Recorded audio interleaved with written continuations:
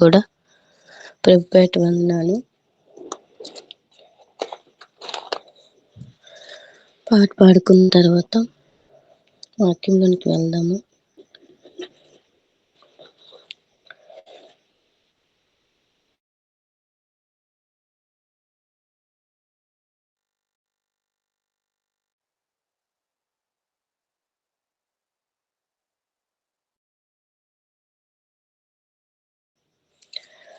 హల్లెలూయా. గతకాలమంతా కాచి నీ మేలులెన్నో చేసితివి.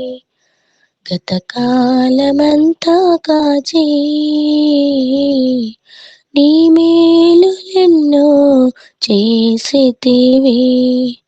నీ చుట్టే కంచెను మా చుట్టూ ఉంచి నీ వాత్సల్యము చూపితివి.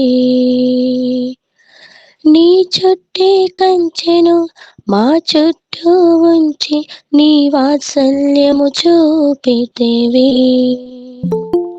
మా బలము నీవే, మా భాగ్యము నీవే, మా దాగు చోటు నీవే యేసయ్యా. మా బలము నీవే, మా భాగ్యము నీవే, మా దాగు చోటు నీవే యేసయ్యా. గతకాలమంతా కాచి నీ మేలులెన్నో చేసితివి. సియోను కొండలపై హెర్మోను మంచువలె నీ దీవెనలు మాపై కురిపించితివి. సియోను కొండలపై హెర్మోను మంచువలె నీ దీవెనలు మాపై కురిపించితివి. నీ సన్నిధిలో స్తుతించుచుండగా మా గిన్నె నిండి పొర్లుచున్నది. నీ సన్నిధిలో స్తుతించుచుండగా మా గిన్నె నిండి పొర్లుచున్నది. నీ మహిమైశ్వర్యములో మా ప్రతి అవసరము యెహోవా ఈరేగా చూచుకుంటివి.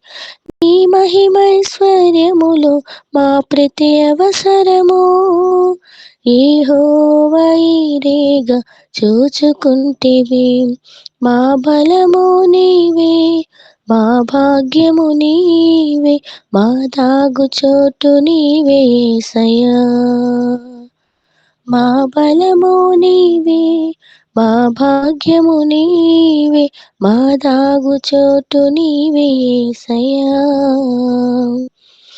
గతకాలమంతా కాచి నీ మేలులెన్నో చేసితివి. గతకాలమంతా కాచి నీ మేలులెన్నో చేసితివి. హల్లెలూయా, హల్లెలూయా. ప్రార్థన చేసుకుందాము. స్తోత్రం పరిశుద్ధుడా, స్తోత్రం స్తోత్రం స్తోత్రములు నాన్న. సర్వోన్నతుడా, సర్వాధికారి, జీవము కలిగిన మా యేసయ్యా నీకు వందనాలు. గడిచిన దినమున కృపాహస్తాలు మమ్మల్ని అందరినీ కూడా బలపరిచి భద్రపరిచి ఉదయకాల సమయంలో తండ్రి నాన్నయ్య ప్రార్థించడానికి మిగతా సమయాన్ని గడపడానికి ఇదిగో వాక్యాన్ని పంచుకోవటానికి నువ్వు ఇచ్చినటువంటి అవకాశాన్ని బట్టి వందనాలు.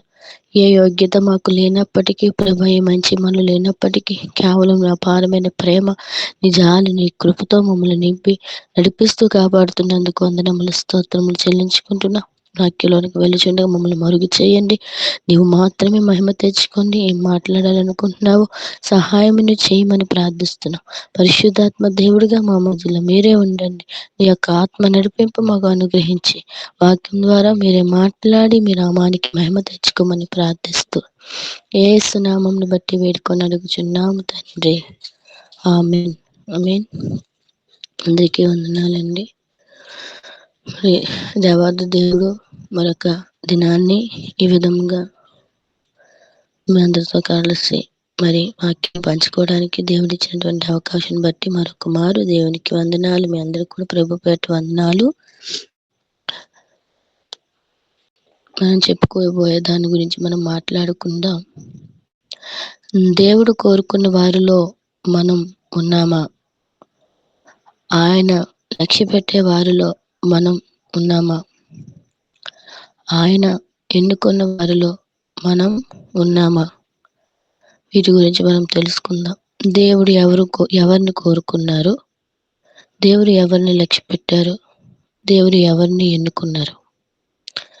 ఆ ఎన్నుకునే స్థితిలోని గాని, ఆ కోరుకున్న స్థితిలో గాని, ఆ లక్ష్యపెట్టే స్థితిలో గాని ఉన్నామా లేమా? ఎవరిని ఎన్నుకున్నారు? ఎవరిని దేవుడు తృణీకరించుకున్నారు? అనే దాని గురించి మనం కొన్ని విషయాలు తెలుసుకుందాము. ఆదికాండం నుంచి ఇంకా పాత నిబంధనలోని ఎవరెవరిని దేవుడు ఏర్పరుచుకున్నారు. తర్వాత కొత్త నిబంధనలోనే ఉన్నాయి. మనకి సమయం అవుతుందో లేదో తెలియదు కానీ మనం తెలుసుకుందాము. మరి ఆదికాండం చూద్దాము. ఆదికాండము 4వ అధ్యాయము 1 నుండి 5 వచనాలు చూసుకుందాము. ఆదికాండము 4వ అధ్యాయము 1 నుంచి 5 వచనాలు. ఆదాము తన భార్య అయిన హవ్వను కూడినప్పుడు ఆమె గర్భవతి అయి కయ్యూనును కని, యెహోవా దయ వలన నేనొక మనుషును సంపాదించుకున్నానెను. తర్వాత ఆమె అతని తమ్ముడగు హేబేలును కనెను. హేబేలు గొర్రెల కాపరి, కయ్యూను భూమిని సేద్యపరచువాడు. కొంతకాలమైన తరువాత కయ్యూను పొలము పంటలో కొంత యెహోవాకు అర్పణగా తెచ్చెను. హేబేలు కూడా తన మందలో తొలిచూలు పుట్టిన వాటిలో క్రొవ్విన వాటిని కొన్ని తెచ్చెను. యెహోవా హేబేలును అతని అర్పణను లక్ష్యపెట్టెను. ఆమేన్. కయ్యను అతని అర్పణను లక్ష్యపెట్టలేదు. చూసారా? ఇక్కడ ఎవరు? ఆదాము అవ్వకి పుట్టినటువంటి కుమారులు ఎవరండి? పెద్ద కుమారుడి పేరు కయ్యేను, చిన్న కుమారుడి పేరు హేబేలు. ఇద్దరు కూడా దేవునికి ఇష్టమైన వారే. అంటే దేవునికి ఇష్టమైన వారు, దేవుడికి ఇష్టం లేని వారు, ఇష్టం లేని వారు ఉండరని కాదు, అందరూ ఇష్టమే. కానీ దేవుడు ఆయన ప్రణాళిక, ఆయన చిత్తము, ఆయన ఉద్దేశం ఎవరి ఉన్నదో అది ఒక్కరి మీదన ఆయన ఎక్కువగా చూపిస్తారు. ఆయన ఉద్దేశం, ఆయన సంకల్పం, ఆయన దీవెన ఏదైనా కొంత దేవుడు లక్ష్య పెట్టే వాటిలో. అయితే ఇందులోని ఆదాము అవ్వకి పుట్టినటువంటి కుమారులు కయ్యేను పెద్దవాడైతే చిన్నవాడు హేబేలు. కయ్యేను వ్యవసాయం చేస్తాడు. హేబేలు ఏం చేస్తారంటే గొర్రెలు కాపరి, అంటే గొర్రెలను మేపుతారు. ఇక్కడ కయ్యేను భూమిని సేద్యపరిచేవాడు, హేబేలేమో మరి మందలు కాసేటటువంటి అతను. ఇద్దరు కూడా దేవుడికి అర్పణ అర్పించారు. అర్పణ అర్పించేటప్పుడు దేవుడు ఎవరిని అర్పణ అంగీకరించారంటే హేబేలు అర్పణను అంగీకరించారు. మరి కయ్యేను అర్పణను ఎందుకు అంగీకరించలేదు? దేవుడికి తెలుసు ఎవరు ఎలాంటి వారు, ఎవరి స్వభావం ఎలాంటిదో, ఎవరిలో ఏ యొక్క లోపాలు ఉన్నాయి, ఎవరు దేవునికి హృదయపూర్వకంగా ఆరాధిస్తున్నారు, దేవుడికి ఎవరు ఏ విధంగా ఉన్నారని ఆయనకి తెలుసు. కనుక మనకైతే తెలీదు. ఇద్దరు అర్పించారు కదా, ఇద్దరు బాగానే అర్పించారు కదా, ఇద్దరు మంచిదే కదా అర్పించారు. మరి దేవుడు ఎందుకు హేబేలుని లక్ష్య పెట్టారు, కయ్యేను అర్పణ ఎందుకు లక్ష్య పెట్టలేదు అంటే, హేబేలు తనలో, అంటే తనకు దానిలో ఉన్నటువంటిది కొవ్విన వాటిని, మంచి వాటిని దేవుడికి అర్పించారు. ఈ ఈ కయ్యను ఏం చేశాడంటే కొంత మాత్రమే అర్పించాడు, ఏదో ఇవ్వాలి కదా అన్నట్లుగా. అయితే దేవుడు వాళ్ళ హృదయాలు ఎరిగారు. హేబేలు అర్పణ మాత్రమే అంగీకరించారు. అప్పుడు ఏం జరిగిందట? పోనీలే, పోనీ నా తమ్ముడిది దేవుడు అర్పించారు అని నాలో ఏదో లోపం ఉంది అని నేను సరి చేసుకోవాలని అనుకోకుండా హేబేల్లో ఏముంది, కయ్యేల్లో ఏముందంట? వెంటనే వారు కోపంతో మండిపోయి తన తమ్ముడిని చంపేంటే స్వభావం అతనిలో ఉంది. కోపదృష్టి స్వభావం అనే దానిలో ఉంది. అందుకే దేవుడికి ముందు తెలుసు. పోనీ ఇప్పుడు ఏమైపోయింది? నా తమ్ముడే కదా దేవుడు అర్పించే దాని మంచి శ్రేష్టమైన అర్పించిన కాయ అని నాకు అర్పించలేదు కాబట్టి, నాలో యొక్క లోపాలు ఉన్నాయి కాబట్టి నేను సరి చేసుకుంటున్నాను ఆలోచన ఆయనకి లేదు. కానీ నా అర్పణ అంగీకరించిన దేవుడు, నా అర్పణ అంగీకరించి దారిది ఎందుకు అంగీకరించారని చెప్పి కోపంతో మెండిపడిపోయి ఒకగా తీసుకొని వెళ్ళి ఆ యొక్క ఆ తమ్ముడిని చంపించే పరిస్థితి అండి.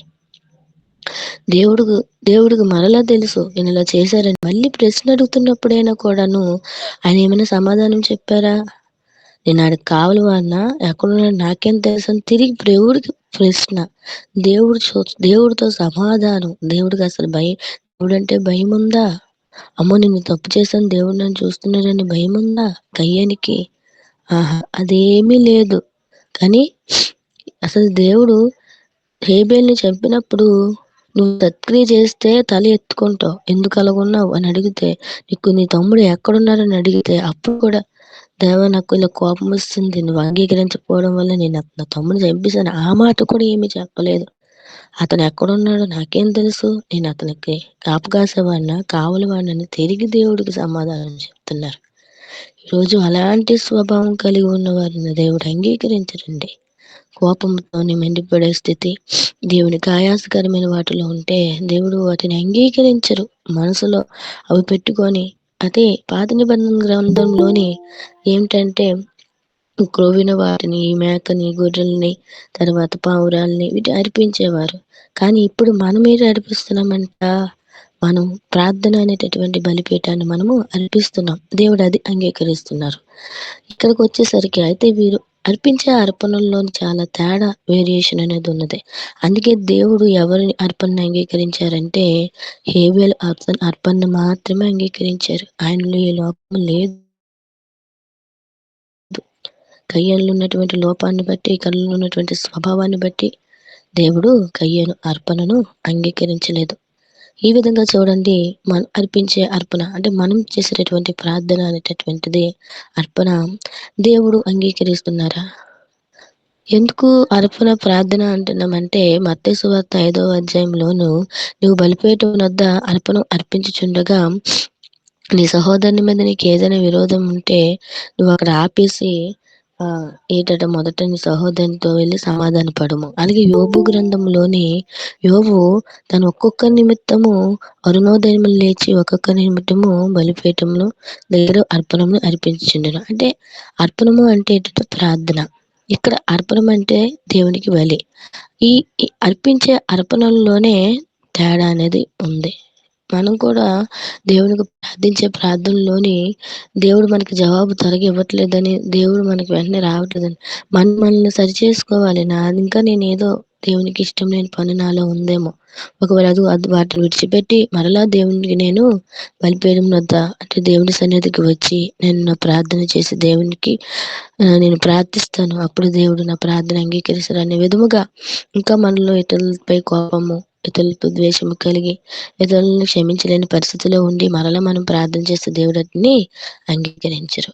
అయితే కయ్యోళ్ళు ఉన్నటువంటి లోపాన్ని బట్టి హేబెలు ఉన్నటువంటి శ్రేష్టంగా దేవుడికి అర్పించారు కాబట్టి తనలో లోపం లేదు కాబట్టి దేవుడు హేబెలు అర్పణను అంగీకరించారు. కయ్యను అర్పణను ఆయన అసలు లక్ష్య పెట్టలేదు. ఈ స్థితిలో మనం ఉండకూడదు. అదే విధముగా మరి ఆదికాండము 13వ అధ్యాయము 1వ వచనం చూద్దాము. ఆదికాండం 13వ అధ్యాయము 1వ వచనము. అబ్రహాము తనకు కలిగిన సమస్తమును తన భార్యను తనతో కూడా నున్న లోతును వెంటబెట్టుకుని ఐగుప్తులో నుండి నెగవునకు వెళ్ళెను. చాలు. తర్వాత 14వ వచనం చదువును.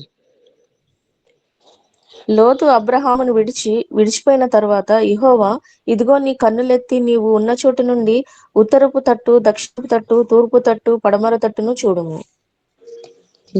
అక్కడ దేవుడు అది నీకు ఇస్తాను, నీ సంతానానికి ఇస్తానని ప్రభువు అబ్రహాంతో చెప్పారు. ఇక్కడ ఇద్దరిని జ్ఞాపకం చేసుకుందాం. అబ్రహామును లోతును మనం చూసుకుంటే దేవుడు సమస్తాన్ని విడిచిపెట్టి తన భార్యను, అబ్రహాము, లోతు ఈ ముగ్గురు వస్తున్నారు. ఇప్పుడు భార్య గురించి పక్కన పెడితే ఇక్కడ లోతు, అబ్రహాము వీళ్ళిద్దరిని జ్ఞాపకం చేసుకుందాము. లోతుని దేవుడు ఏర్పాటు చేసుకోలేదు కానీ ఎవరిని దేవుడు ఏర్పాటు చేసుకున్నారంటే అబ్రహాముని ఏర్పాటు చేసుకున్నారు.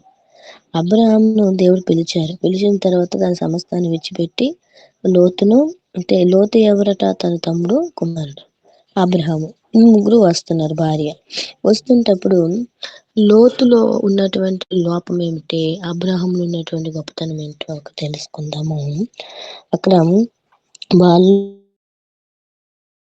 విస్తారంగా దేవుడు వారి ఇరువురిని ఆశీర్వదించారు. లోతుని ఆశీర్వదించారు, అబ్రహాముని ఆశీర్వదించారు. అబ్రహాంతో వెళ్ళిన లోతుని కూడా అతనిలో కూడా గొర్రెలు, గొడ్లు, మేకలు అన్నీ ఉన్నాయి. కాబట్టి అక్కడ వాళ్ళకి నివసించడానికి ప్రదేశం చాలటం లేదు. అప్పుడు ఏమైందంటే అబ్రహాము యొక్క గొర్రెల కాపరులకి ఈ లోతు యొక్క గొర్రెల కాపరుల మధ్యలోని గొడవలు జరుగుతుంటే ఉమ్, అబ్రహాం పెద్దవాడు కదా, అబ్రహాం అడుగుతున్నాడు లోతుతో, నాయనా నువ్వు మరి ప్రదేశం మనకు చాలట్లే, నువ్వు నేను బంధువులం కాబట్టి నీకు నచ్చినట్లుగా నువ్వు తూర్పు తట్టు ఎంచుకుంటే నేను పడమటి తట్టు ఎంచుకుంటాను, నువ్వు ఉత్తరపు తట్టు ఎంచుకుంటే నేను దక్షిణ తట్టు ఎంచుకుంటాను, నీకు ఏది ఇష్టమో చెప్పు అంటే లోతు కనీసం ఒక ఆలోచన చేయలేదు. ఎందుకు? ఆ అబ్రహాము నా తండ్రి కదా, పెదనాన్న కదా, నేను అబ్రహాం ఏం చెప్తే అది నేను చెయ్యాలి కదా. అతను నన్ను అడుగుతున్నప్పుడు నేను ఒక మాట చెప్పాలి. అయ్యా మీరు చెప్పడం ఏంటయ్యా, మీరు ఎక్కడికి వెళ్ళమంటే నేను అక్కడికి వెళ్తాను, మీ ఇష్టం అని అనకుండా అక్కడ లోతు ఏం ఎంచుకున్నాడట. 10వ వచనంలో లోతు కన్నులెత్తి యోర్దాను ప్రాంతం అంతా చూశాడు. అది యెహోవా సొదొమ గొమొర్రాను పట్టణములను నాశనం చేయక మునుపు అక్కడ సోయరు అంతా కూడా అది ఎలా ఉందంటే సొదొమ గొమొర్రా అనే ప్రాంతాన్ని లోతు ఏర్పాటు చేసుకున్నప్పుడు అది యెహోవా తోట వలె ఉందట. అది బాగా కనిపించిందట ఆ దృష్టికి. అబ్బా బాగా కనిపించింది, ఇక్కడ బాగుందని చెప్పేసి వెంటనే వెంటనే ఒక మాట కూడా అనకుండా ఇంక ఈ ప్రాంతం నచ్చింది, ఇక్కడ ఉండిపోతాను అన్నారు. కానీ అబ్రహాం కూడా ఒక మాట ముందు నేను ఎంచుకుంటానని అనలే.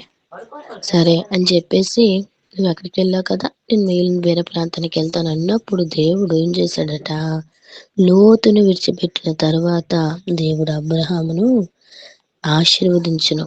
ఎక్కడికి వెళ్ళాలి, ఏం ప్రాంతానికి వెళ్ళాలో చెప్పి ఈ యొక్క సంతానాన్ని అభివృద్ధి పరుస్తానని అక్కడ దేవుడు చెరుమల లోతుకి ఏమాత్రం కూడా ఏమాత్రం చెప్పలే.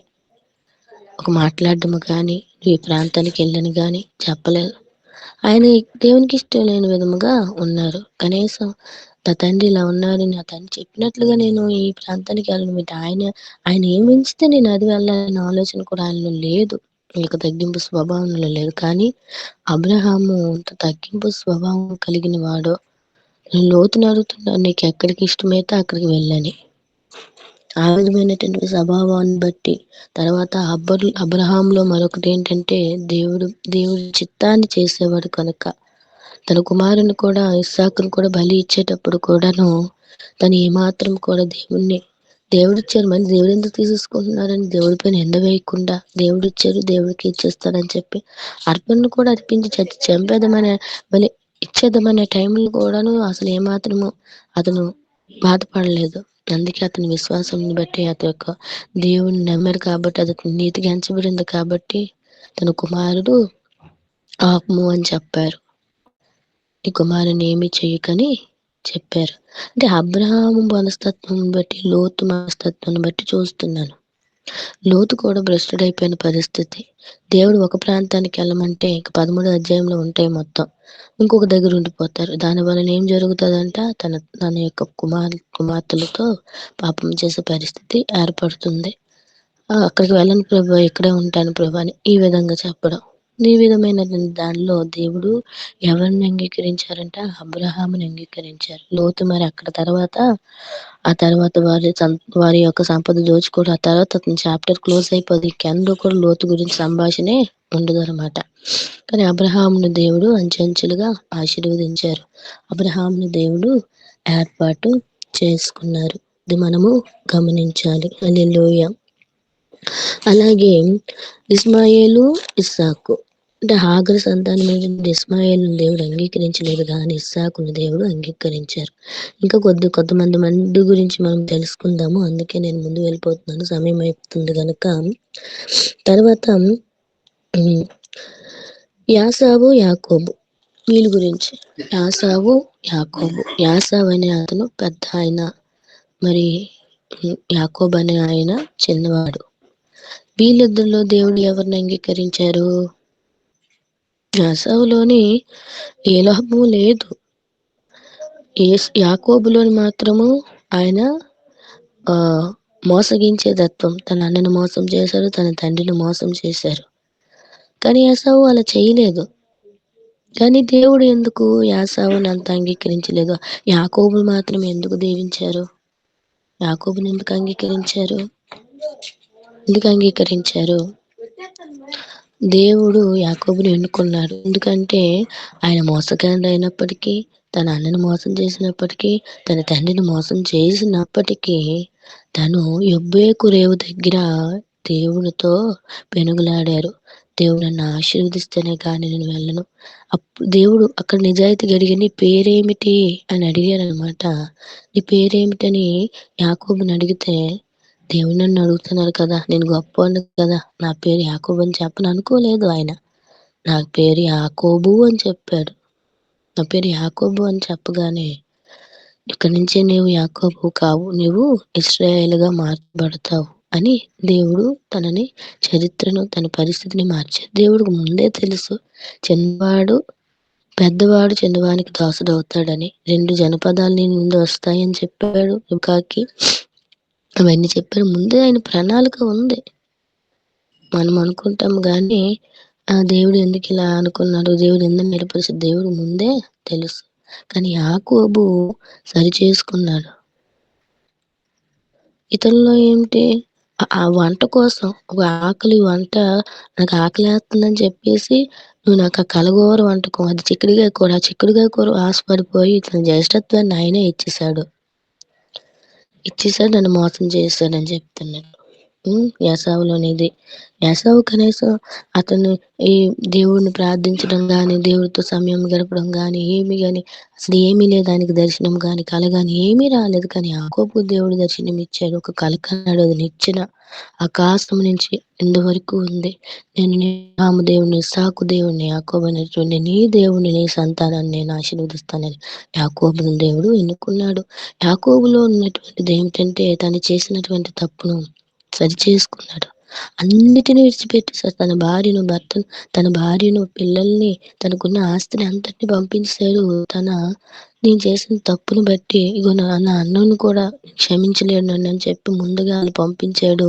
ఇక్కడ దేవుడితో మాట్లాడుతున్నాను, నేను చేసిన తప్పును క్షమించని. నన్ను విడిచిపెట్టాను, నన్ను అడుగుతున్నా, నేను విడిచిపెట్టను, నువ్వు నన్ను ఆశీర్వదిస్తాను కానీ నేను నిన్ను పంపించనని అన్నారు. నేను నా యొక్క లోపాలని, నేను చేసిన తప్పుదలను క్షమించి నన్ను దీవిస్తే, నన్ను ఆశీర్వదిస్తే కానీ నేను కాదని నన్ను పట్టుబట్టి ఆయన చేసినటువంటి ప్రార్థన ద్వారా దేవుడు ఆయనను అంగీకరించారు. వెంటనే పేరేమిటంటే కూడా ఆయన నేను మోసగానని చెప్పి, నేను యాకోబునని చెప్పితే, దేవుడు నువ్వు నిజం చెప్పావు, నీ పేరిక మోసగాడు కాదు, నువ్వు ఇశ్రాయేలుగా మార్చబడతావని దేవుడు ఆయనని చెప్పాడు. అట్టి విధముగా దేవుడు ఆయన్ని ఆశీర్వదించారు. హల్లెలూయా. యాకోబులో ఉన్నటువంటి దానిని, యాకోబు తను చేసినటువంటి తప్పిదమును బట్టి ఎబ్బేకు దేవుడి దగ్గర దేవుడితో అలాగ ప్రార్థించి పెనుగులాడారు కనుక తను ఇశ్రాయేలుగా మార్చబడ్డాడు. ఆ విధానాన్ని దేవుడు చూసి తనను ఎన్నుకున్నాడు. హల్లెలూయా. మరొక వాటిని గురించి తెలుసుకుందాము. 1 సమూయేలు రాసిన గ్రంథము 16వ అధ్యాయము 3వ వచనము. 1 సమూయేలు 16:3. సమూయేలు 16వ అధ్యాయం 3వ వచనం. బలి అర్పణమునకు పిలువుము, అప్పుడు నీవు చేయవలసిన దానిని నీకు తెలియజేతును. ఎవని పేరు నేను నీకు చెప్పుదును, అతన్ని నీవు అభిషేకింపవలని సెలవీయగా. చూసారండి, ఇక్కడ ఎవరి గురించి మాట్లాడుతున్నారంటే, సమూయేలు అనే ఒక ప్రవక్త ఉంటారు. దేవుడు మాట్లాడతారు, నేను ఎవరినైతే ఎన్నుకుంటానో వారిని నువ్వు అభిషేకించు. అక్కడికి వెళ్ళి ఆ ప్రాంతానికి వెళ్ళి నేను ఎవరి పేరైతే చెప్తానో వారిని నువ్వు అభిషేకించని చెప్తారు. మన మనుషులం కనుక, సమూయేలు కూడా ఒక మనిషి కనుక తను అందరినీ చూస్తాడు. ఎవరిని ఎన్నుకుంటున్నారు అనే దాని గురించి ఒకసారి చూసుకుందాము. దేవుడు అన్నాడు సమూయేలుతోని, నేను ఒక ప్రాంతానికి పంపిస్తున్నాను, ఆ ప్రాంతానికి వెళ్ళు. ప్రాంతంలోనే నేను ఎవరి పేరైతే చెప్తానో వారిని అభిషేకించు అని చెప్తే, ఎవరి పేరైతే చెప్తానో వాళ్ళని అభిషేకించి అంటే, ఇక్కడ ఎవరిని అభిషేకించారట? తొందరపడిపోయి సమూయేలు. ఇక్కడ ఈ దావీదు అన్నలు ఉన్నారు. ఈ దావీదు 8వ వాడు, అంటే ఏడుగురు ఉన్నారనమాట. దావీదు కంటే 7 ఉన్నారు. దావీదు కంటే 7 ఉన్నారు. 7 ఉంటే సమూయేలేమో యెషయా అంటే దావీదు తండ్రి అయినటువంటి యెషయా దగ్గరికి వెళ్తారు. యెషయా దగ్గరికి వెళ్తే అక్కడ దేవుడు చెప్తారు, ముందే చెప్పారు, నేను ఎవరి పేరైతే చెప్తానో వారిని నువ్వు అభిషేకించంటే దేవుడు సమూయేలుకి అర్థమవలే. సరే అని చెప్పి 7వ వచనానికి వచ్చేసరికి యెహోవా సమూయేలుతో ఇలాగ సెలవిచ్చెను. ఫస్ట్ దేవుడు ఎవరిని అక్కడ చూశాడంటే ఏలీయాబుని చూశాడంటే దావీదు అన్నయ్యనటువంటి ఏలీయాబుని చూశాడు. ఇంకా అక్కడ చాలా మంది షమ్మాని చూశారు. ఇంకా చాలా మంది అక్కడ ఉన్నారు. ఫస్ట్ ఏమో ఏలీయాబుని చూసేసి అతని ఎత్తుని చూసేశారు. ఎవరు? సమూయేలు. అబ్బా, ఇతను ఎత్తుగా ఉన్నాడు, పొడవుగా ఉన్నాడు, లావుగా ఉన్నాడు, బలముగా ఉన్నాడు, దేవుడు ఎత్తున్నా కదా కూరున్నాడని దేవుడు చెప్పకుండానే సమూయేలు వెంటనే అతన్ని అభిషేకించడానికి రెడీ అయిపోతున్నారు. అప్పుడు దేవుడు అన్నాడు, అతని రూపంలో అతని ఎత్తును నువ్వు లక్ష్య పెట్టుకో. మనుషులు లక్ష్య పెట్టేవాడిని యెహోవా లక్ష్య పెట్టడు. నేను అతన్ని త్రోసివేసి ఉన్నాను అని చెప్పారు.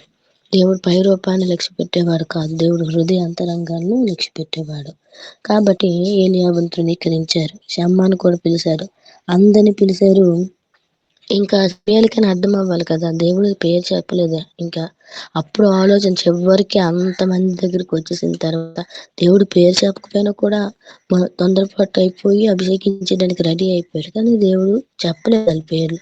అంటే మనుషులు అనుకుంటాం, ఈయన దేవుడి ఏర్పాట్లో ఉన్నాడేమో, ఆయన దేవుడి ఏర్పాట్లో ఉన్నాడేమో, అదా బలంగా ఉన్నాడు, మంచి ఆస్తి ఉంది, మంచి ఇది ఉంది, దేవుడు అదే ఏర్పరచుకున్నారు అని అనుకుంటారు. కానీ ఎలాంటి వారైనా దేవుడు హృదయాన్ని చూస్తాడు, అట్టి వారిని దేవుడు లక్ష్య పెడతాడు. హల్లెలూయా.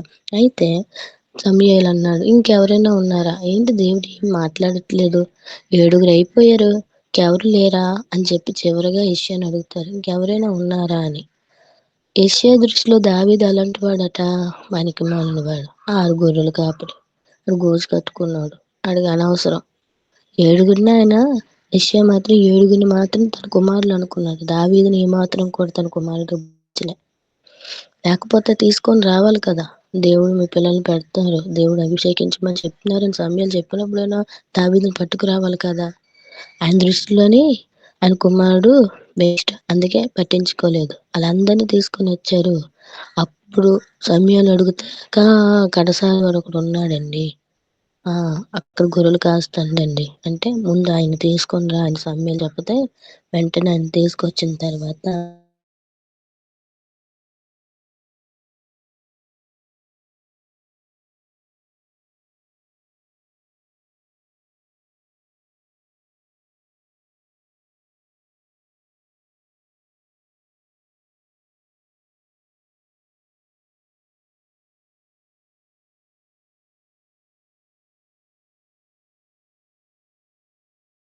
రాగి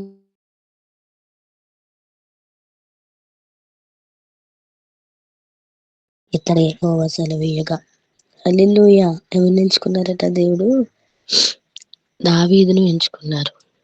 ఇక్కడ ఇద్దరున్నారండి. ఈ అన్నలను పక్కన పెడితే సౌలును దావీదు వీళ్ళిద్దరిని తీసుకుందాం. సౌలుని దేవుడు ఏర్పాటు చేసుకోలే. సౌలుని దేవుడు ఏర్పాటు చేసుకోకపోయినా దేవుడు సమూయేలుని అభిషేకించేశాడు. అందుకే దేవుడు ఇష్టం లేని విధముగా సౌలు బ్రతికాడు. దేవుడు కోపం తెప్పించే విధంగా సౌలు బ్రతికాడు. దేవుడు ఒక పని చేయమంటే సౌలు ఇంకొక పని చేశారు. అందుకే సౌలులో ఉన్నటువంటి దేవుడు ఓన్లీ కనికరించారు. సౌలుని ఎవరు ఏర్పాటు చేసుకున్నారు? మనుషులు ఏర్పాటు చేసుకున్నారు. కానీ దావీదుని ఎవరు ఏర్పాటు చేసుకున్నారట? దేవుడు ఏర్పాటు చేసుకున్నారు. హల్లెలూయా. ఇక్కడ వాళ్ళందరూ అన్నలను పక్కన పెట్టండి. మెయిన్ దావీదు గురించి మనం తీసుకొస్తే, సౌలు గురించి తీసుకొస్తే అక్కడ చూడండి 14వ వచనంలోనే యెహోవా ఆత్మ సౌలును విడిచిపోయి యెహోవా యొద్ద నుండి దురాత్మ ఒకటి వచ్చి అతన్ని ప్రేరేపింపగా. దానికి ముందు 13వ వచనంలోని ఎవరిని అభిషేకించారట? సమూయేలు దావీదుని అభిషేకించారు. అతనికి ఏముందట? దేవుని ఆత్మ దావీదు మీదకు బలముగా వచ్చెను. దేవుని యొక్క ఆత్మ ఎవరిలో ఉందట? దావీదులో ఉంది. మరి సౌలులో ఉన్నది దురాత్మ. ఎందుకు? దేవుడు ఒకటి చెప్తే సౌలుని ఎవరు ఏర్పాటు చేసుకున్నారంటే ఇశ్రాయేలు ప్రజలు ఏర్పాటు చేసుకున్నారు, మాకు ఒక రాజు కావాలని. దేవుడు మాట్లాడలే. ఆ తర్వాత సమూయేలు అతన్ని అభిషేకించడానికి పోనీలే అని చెప్పి దేవుడు అప్పుడు ఊరుకున్నారు. కొన్ని ఏర్పాట్లు ఉన్నారు పోన్లే అని చెప్పి దేవుడు ఊరుకొని సౌలుని పెట్టేటప్పుడు సౌలు యొక్క దేవుడు ఏం చెప్పారో అవి ఏవి చేయలే. నాకు అర్పించని చెప్తే కొన్ని అంటే మంచి వాటిని ఆ యొక్క ఆవుల్ని శ్రేష్టమైన వాటిని పక్కన ఉంచేసుకొని మిగిలిన వాటిని అంటే శ్రేష్టమైన వాటిని దాచిపెట్టేసి అది మిగిలిన వాటిని అవి దేవుడికి అర్పిస్తున్నారు. అది దేవుడికి తెలుసు. ఇంకా అతనిలో ఎన్నో యొక్క లోపాలు ఉన్నాయి. అందుకని దేవుడు ఒక ఏర్పాటు చేసుకున్నారు. ఇంకా అని చెప్పి ఎవరు కాదు, నేను ఏర్పాటులో ఉన్నవారు ఎవరో నీకు పేరు చెప్తాను, అని అభిషేకించు అన్నారు. దావీదు రాగానే నేను కోరుకున్నవాడు ఇతడే అని చెప్పారు. అప్పటి నుంచి దేవుడు అతన్ని అభిషేకించిన తర్వాత అతనికి బలముగా దేవుని ఆత్మ ఉన్నది. అందుకే సౌలు ఎన్నిసార్లు దాడి చేసినప్పటికీ కూడా దావీదుకు ఎటువంటి ప్రమాదాలు కూడా జరగలేదు. దేవుని ఆత్మ అతనితో ఉంది గనక, దేవుని అభిషేకం ఆయనలో ఉంది కనుక సింహాన్ని జయించాడు. ఎలుగుబంటిని జయించేటటువంటి శక్తి ఉంది. దావీదులో ఉన్నటువంటి గొప్పదనం ఏమిటంటే ఆ సౌలు కుమార్తెను చేసుకునేటప్పుడు అక్కడ అతను చంపేటప్పుడు కూడాను నేను ఏ పాటి వాడిని, యెషయాలో నేను ఎంతటి వాడిని, నేను చాలా తక్కువ వాడిని అని తను తగ్గించుకున్నాడు. తర్వాత సౌలును గొల్లియాతును ఓడించేటప్పుడు కూడా నాతో ఉన్నవాడు ఎవరట, యుద్ధం చేసేవాడు దేవుడే అని దేవుడిపై ఆధారపడ్డాడు. ఆయన ముందుకు వెళ్ళాడు. సో గొలియాతుపై జయము దావీదుకు ఇచ్చాడు. అక్కడ తన అన్నలు ఉన్నారు, ఎవరిని దేవుడు ఎన్నుకోలేదు, కానీ దావీదుని దేవుడు ఎన్నుకున్నాడండి. అతనిలో ఉన్నటువంటి గొప్పతనం. ఈ విధముగా మనం చూసుకుంటే ఇంకా చాలా మంది ఉన్నారు. కాలేబుని కాదు, దేవుడు యెహోషువను ఏర్పాటు చేసుకున్నారండి.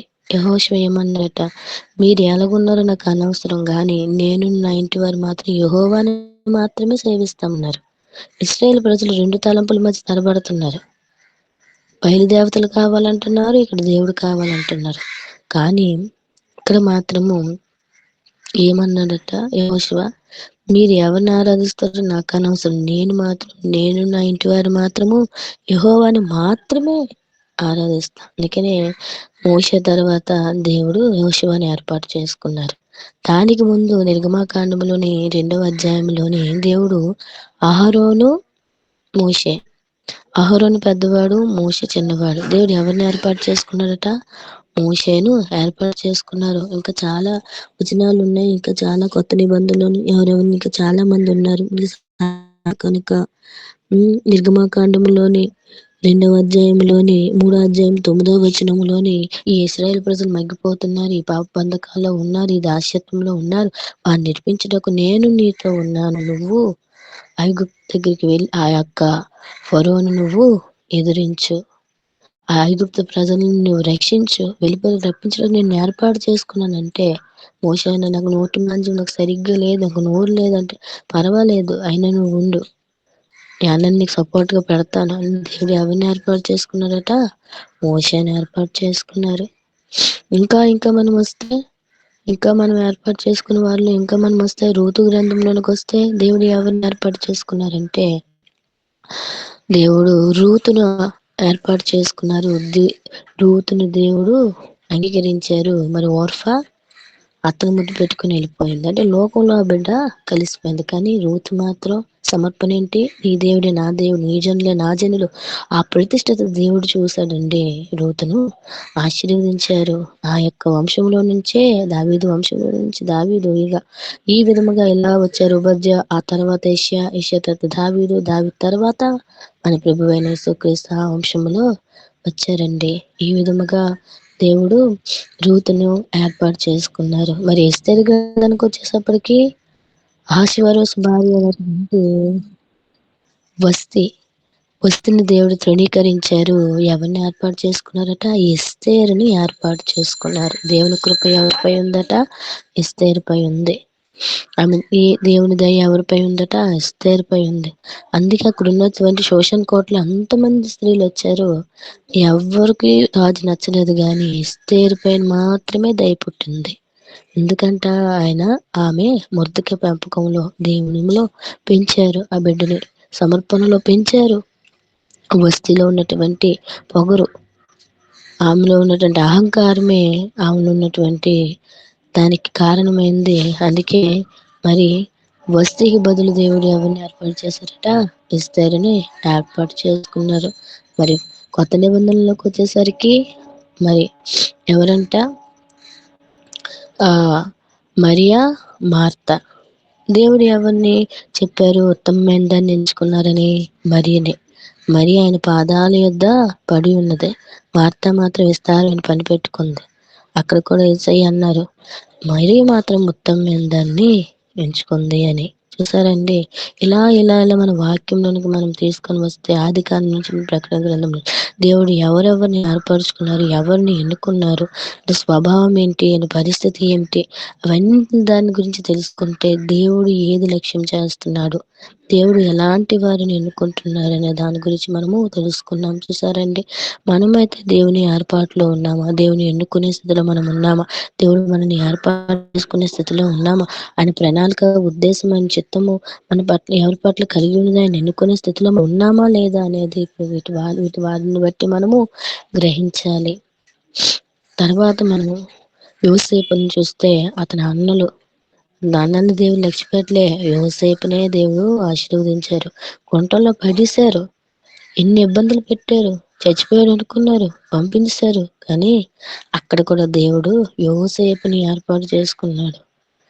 అతనికి దేవుడు తోడుగా ఉన్నాడు కనుక అధికారినిగా దేవుడు చేశాడు. అతనిలో ఏముందట?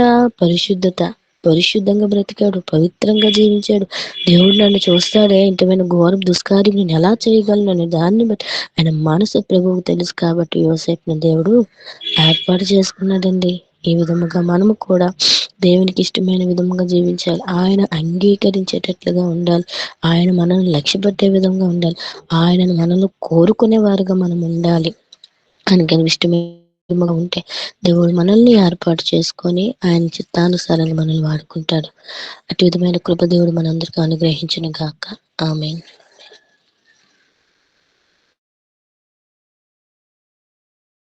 ఆమేన్. ఆమేన్. చక్కగా శ్రేష్టమైన వాక్యమును, సందేశమును మన మధ్యలోనికి తీసుకొని వచ్చిన ఆశాష గారికి వందనాలండి. ఎవడు దీనుడై నలిగిన హృదయము గలవాడై నా మాట విని వణుకుచుండునో వానినే నేను దృష్టించుచున్నాను. ఈ వాక్యము యెషయా గ్రంథము 66:2 నుండి దేవుడు మాట్లాడుతున్నాడు.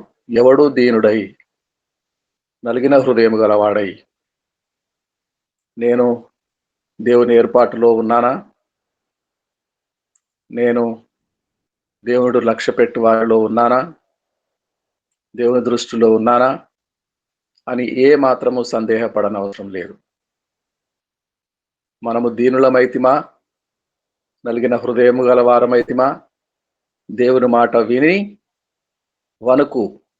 వణుకుచున్నామా, వానినే నేను దృష్టి ఉంచుతున్నాను.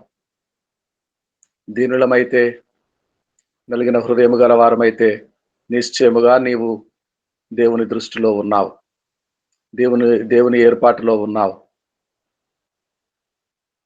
యోసేపు ద్వేషించబడినప్పుడు,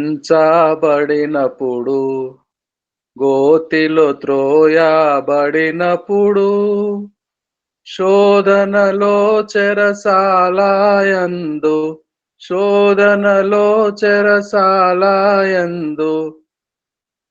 సింహాసనమెక్కినప్పుడు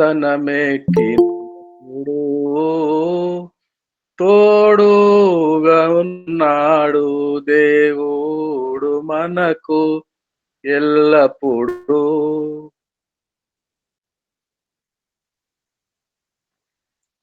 మనము దేవుడు లక్ష్య పెట్టి వారిలో ఉందాము, దేవుడు కోరుకున్న వారిలో ఉందాము, దేవుడు ప్రేమించు వారిలో ఉందాము, దేవుడు ఇష్టపడే వారిలో ఉందాము. ఈ లోకం శాశ్వతము కాదు ప్రియులారా, దేవుడే శాశ్వతము. ఆయన యందే శాశ్వత నిత్యరాజ్యము. ఆ శాశ్వత నిత్యరాజ్యములకు మనం అందరము చేరుకుంటాము. ఎవడు దీనుడై నలిగిన హృదయం గలవాడై ఎవరైతే ఉంటారో వారినే దేవుడు దృష్టించుచున్నాడు. దేవుని పరిశుద్ధమైన నామమునకు స్తోత్రము మహిమ కలుగును గాక. చిన్న ప్రార్థన చేస్తాను. ప్రభువా, నీ దాసురాలు నిలబెట్టి మా అందరితో నీవు కోరుకున్న వాడెవడో, ఏ స్థితిలో ఉంటారో ఆ దీనులమై నీ మాట విని వణుకుచున్న వారమై, నలిగిన హృదయము గల వారమై మేముండులాగున, మీకు ఇష్టలమై మేముండులాగున మమ్మల్ని అందరినీ ఆశీర్వదించవా, దీవించవా, ప్రేమించవా. నిత్య రాజ్యములోనికి, పరలోక రాజ్యములోనికి, శాశ్వత రాజ్యములోనికి, శాశ్వత పురములోనికి మేము చేరునంత వరకు మమ్మను చేయి పట్టుకొనవా. మా ప్రభువా, జాలి చూపించవా, దయ చూపించవా. మా ప్రభువా, శ్రేష్టమైన వాక్యము అందించిన మీ దాసరాలను బట్టి మీకు వందనాలు, స్తోత్రాలు. మా ప్రభువా, ఈ దినపు ఆశీర్వాదముల చేత ఆరాధన నీకు సమర్పించుకొనిచున్నాము. ఆరాధించు వారమందరము దీనులమై, నీ మాట విని వణుకుచున్న వారమై, నీ అందు భయభక్తులు గల వారమై, నిన్ను ప్రేమించు వారమై మేమందరము నీవు కోరుకున్న గుంపులో ఉండునట్లు మాకు అనుగ్రహించుమని నజరేయుడైన విమోచకుడును మా రక్షకుడును యేసు క్రీస్తు ప్రభుల వారి పేరట అతి వినయముతో ప్రార్థించుచున్నాము పరమ తండ్రి. ఆమేన్. ఆమేన్. ఆమేన్. ఇప్పుడు మన తండ్రి అయిన దేవుని యొద్ద నుండి, ఆయన కుమారుని యొద్ద నుండి, పరిశుద్ధాత్మ దేవుని యొద్ద నుండి కృపా సమాధానములు, ప్రేమ నిత్యము యేసు వైపు చూచుచు ఆధ్యాత్మిక కార్యక్రమములో దినదినము వెంబడించుచున్నవారు, సార్వత్రిక సంఘములో చేరిన వారు సకల పరిశుద్ధులకు సర్వదా సదాకాలము తోడై ఉండునుగాక. ఆమేన్. ఆమేన్. ఆమేన్. అందరికి వందనాలు. అందరికి వందనాలండి. పేరు పేరు వరుసన వందనాలు. ఇంతటితో తెలుగు సభ ముగించుకొని